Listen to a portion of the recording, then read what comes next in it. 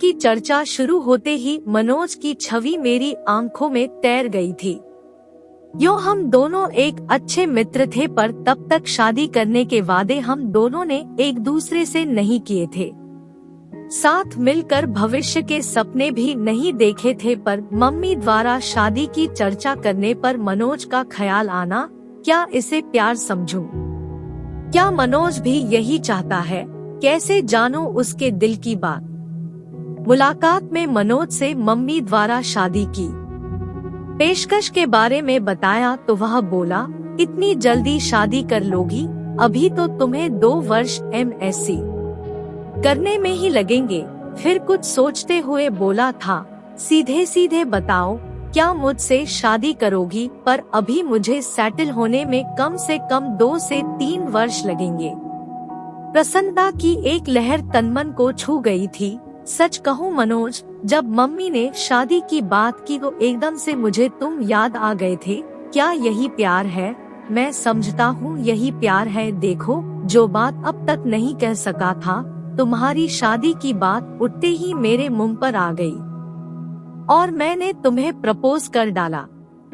अब जब हम दोनों एक दूसरे से चाहत का इजहार कर ही चुके हैं, तो फिर इस विषय में गंभीरता से सोचना होगा। सोचना ही नहीं होगा रति, तुम्हें अपने मम्मी पापा को इस शादी के लिए मनाना भी होगा।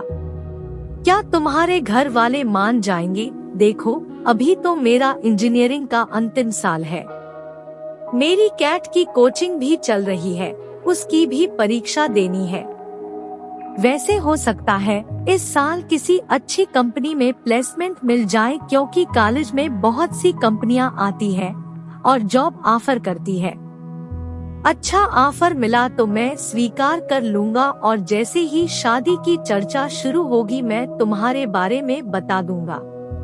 प्यार का अंकुर तो हमारे बीच पनप ही चुका था और हमारा यह प्यार अब जीवन साथी बनने के सपने भी देखने लगा था। अब इसका जिक्र अपने अपने घर में करना जरूरी हो गया था। मैंने मम्मी को मनोज के बारे में बताया तो वह बोली, वह अपनी जाति का नहीं है। यह कैसे हो सकता है? तेरे पापा तो बिल्कुल नहीं मानेंगे। क्या मनोज के माता पिता तैयार है? अभी तो इस बारे में उसके घर वाले कुछ नहीं जानते। फाइनल परीक्षा होने तक मनोज को किसी अच्छी कंपनी में जॉब का ऑफर मिल जाएगा और रिजल्ट आते ही वह कंपनी ज्वाइन कर लेगा। उसके बाद ही वह अपने मम्मी पापा से बात करेगा। क्या जरूरी है कि वह मान ही जाएंगे? मम्मी, मुझे पहले आपकी इजाजत चाहिए। यह फैसला मैं अकेले कैसे ले सकती हूँ? तुम्हारे पापा से बात करनी होगी। उनसे बात करने के लिए मुझे हिम्मत जुटानी होगी।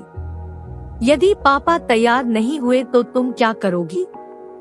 करना क्या है मम्मी, शादी होगी तो आपके आशीर्वाद से ही होगी, वरना नहीं होगी। इधर मेरा MSc फाइनल शुरू हुआ, उधर इंजीनियरिंग पूरी होते ही मनोज को एक बड़ी कंपनी में अच्छा स्टार्ट मिल गया था और यह भी करीब करीब तय था कि भविष्य में कभी भी कंपनी उसे US भेज सकती है। मनोज के घर में भी शादी की चर्चा शुरू हो गई थी। मैंने मम्मी को जैसे तैसे मना लिया था और मम्मी ने पापा को, किंतु मनोज की मम्मी इस विवाह के लिए बिल्कुल तैयार नहीं थी। इस फैसले से मनोज के घर में तूफान उठ खड़ा हुआ था। उसके घर में पापा से ज्यादा उसकी मम्मी की चलती है। ऐसा एक बार मनोज ने ही बताया था। मनोज ने भी अपने घर में ऐलान कर दिया था कि शादी करूंगा तो रति से, वरना किसी से नहीं। आखिर मनोज के बहन भनोई ने अपनी तरह से मम्मी को समझाया था, मम्मी, आपकी यह जिद मनोज को आपसे दूर कर देगी। आजकल बच्चों की मानसिक स्थिति का कुछ पता नहीं चलता कि वह कब क्या कर बैठे।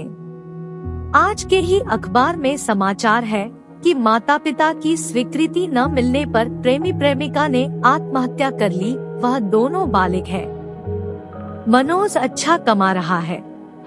वह चाहता तो अदालत में शादी कर सकता था, पर उसने ऐसा नहीं किया और आपकी स्वीकृति का इंतजार कर रहा है। अब फैसला आपको करना है। मनोज के पिता ने कहा था, बेटा, मुझे तो मनोज की इस शादी से कोई एतराज नहीं है।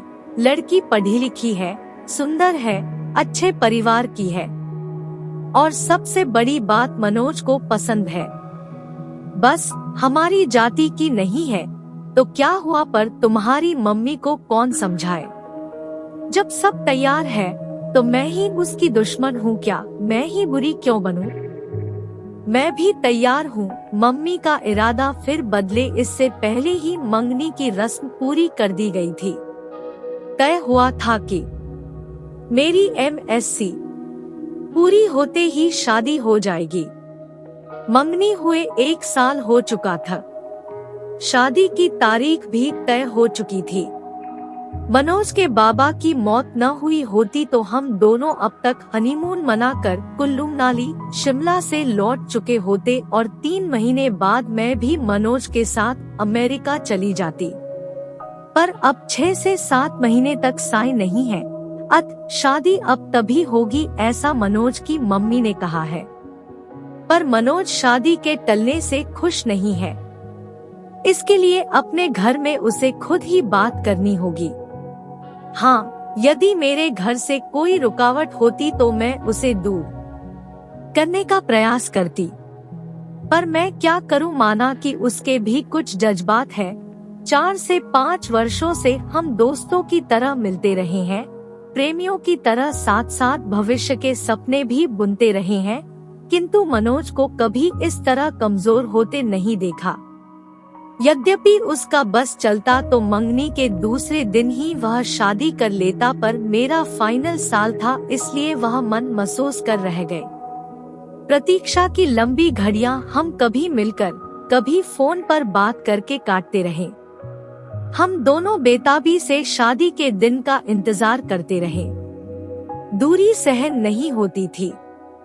साथ रहने व एक हो जाने की इच्छा बलवती होती जाती थी। जैसे जैसे समय बीत रहा था, सपनों के रंगीन समुंदर में गोते लगाते दिन मंजिल की तरफ बढ़ते जा रहे थे। शादी के 10 दिन पहले हमने मिलना भी बंद कर दिया था कि अब एक दूसरे को दूल्हा दुल्हन के रूप में ही देखेंगे, पर विवाह के 7 दिन पहले बाबाजी की मौत हमारे सपनों के महल को धराशायी कर गई।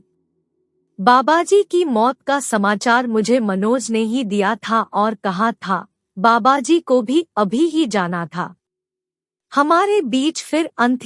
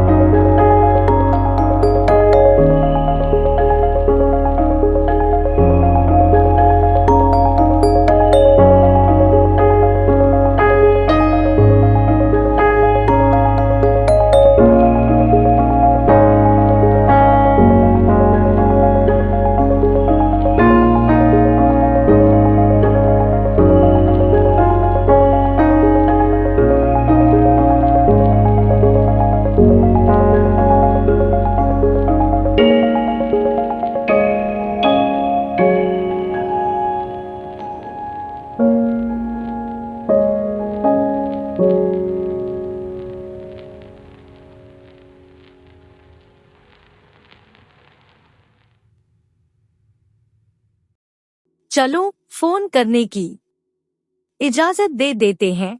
रजिस्ट्रार के ऑफिस में मैरिज की फॉर्मेलिटी पूरी होने के बाद हम दोनों अपने परिवार के साथ बाहर आए तो मनोज के जीजाजी ने कहा, मनोज अब तुम दोनों की शादी पर कानून की मुहर लग गई है।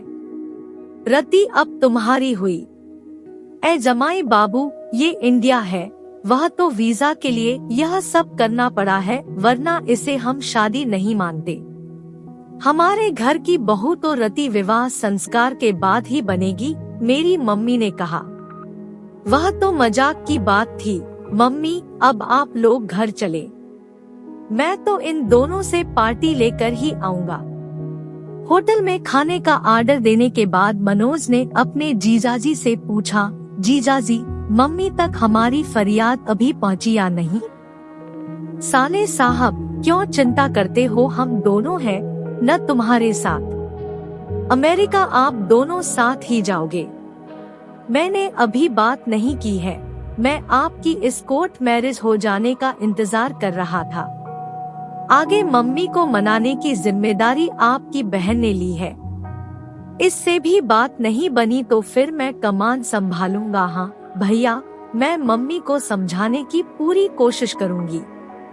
हाँ तू कोशिश कर ले, न माने तो मेरा नाम लेकर कह देना, आप अब शादी करो या न करो, भैया भाभी को साथ लेकर ही जाएंगे। वाह भैया, आज तुम सचमुच बड़े हो गए हो। आफ्टर ऑल अब मैं एक पत्नी का पति हो गया हूँ। ओके भैया, अब हम लोग चलेंगे, आप लोगों का क्या प्रोग्राम है? कुछ देर घूम घाम कर पहले रति को उसके घर छोड़ूंगा, फिर अपने घर जाऊंगा। मेरे गले में बाहें डालते हुए मनोज ने शरारत से देखा। हाँ रति, अब क्या कहती हो? तुम्हारे संस्कार मुझे पति मानने को तैयार है या नहीं? आंखें नचाते हुए मैं चहकी, अब तुम 90% मेरे पति हो, यानी 10% की अब भी कमी रह गई है, अभी और इंतजार करना पड़ेगा। उस दिन का मुझे अफसोस है मनोज, पर अब मैं तुम्हारी हूँ। Thank you for watching. Please like, subscribe and share.